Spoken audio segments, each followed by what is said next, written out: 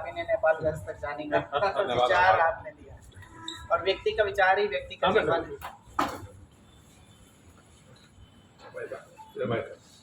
है। लखनऊ के इस सौभाग्यम होटल में सभी पत्रकार बंधुओं का मैं भारत राष्ट्रीय सेवक संघ की तरफ से हृदय से हार्दिक अभिनंदन और वंदन करता हूँ।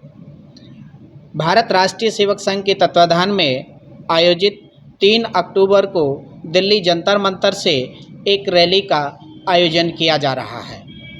3 अक्टूबर को जो 2025 को भारत की राजधानी नई दिल्ली से प्रारंभ होकर यह रथ यात्रा जन जागरण करती हुई और जन जागरण का संदेश फैलाती हुई 14 अक्टूबर 2025 को नेपालगंज तक जाएगी, जिससे दोनों देशों के मैत्रीय संबंध पर भारतीय संस्कृति की रक्षा और सुरक्षा के लिए एक जन जागरूकता का कार्य करेगी।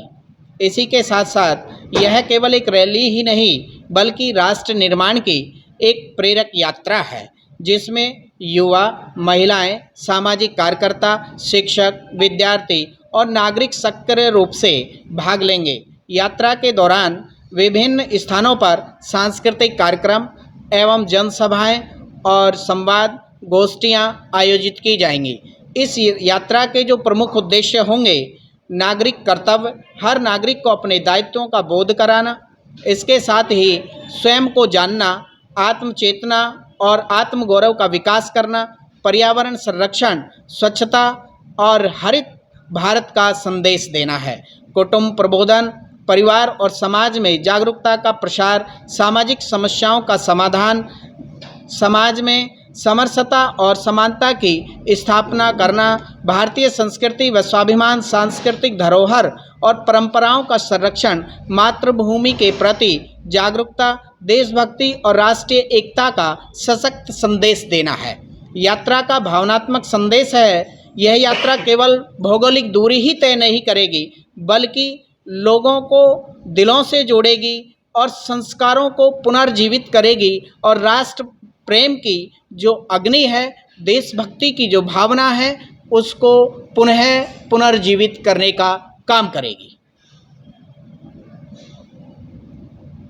राजधानी दिल्ली से और हम नेपाल बॉर्डर तक जा रहे हैं। और एक चीज़ और बताना चाहूँगा इसमें कि ये प्रथम चरण है।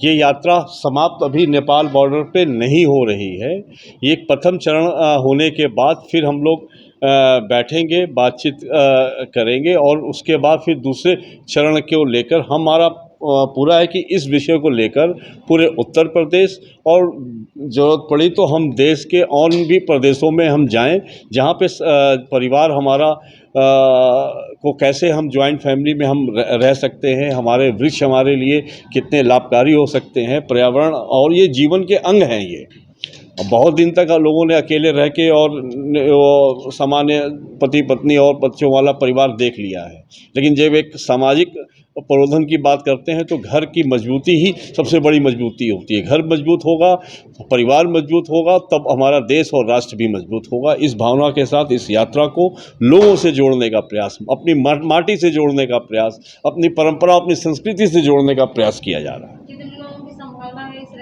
लगभग 3000 से अधिक लोग इसमें होंगे और 300 से लगभग 400 तक कारों का काफिला होगा। और प्रत्येक जनपद में 3 तारीख को हम दिल्ली जंतर मंतर से चलेंगे और 4 तारीख को हापुड़ में रुकेंगे। 4 तारीख को हापुड़ से मेरठ, 5 तारीख में मेरठ में निकलेगी यात्रा। उसके बाद बिजनौर, 6 अक्टूबर को बिजनौर से ये यात्रा चलेगी और बिजनौर से 7 तारीख को संभल में ये यात्रा निकलेगी। मुरादाबाद होते हुए यात्रा रामपुर, बरेली, बदायूं, शाहजहांपुर होते हुए लखनऊ 13 अक्टूबर को पहुंचेगी। विशेष ऐसे कोई व्यक्ति हैं जो इस रथ यात्रा में शामिल हो रहे हैं? इसमें विशेष व्यक्ति भारत राष्ट्रीय स्वयंसेवक संघ के जो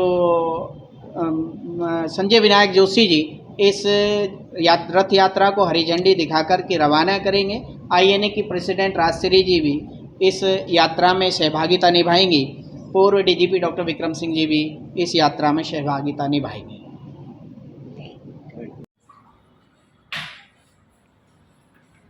Thank you.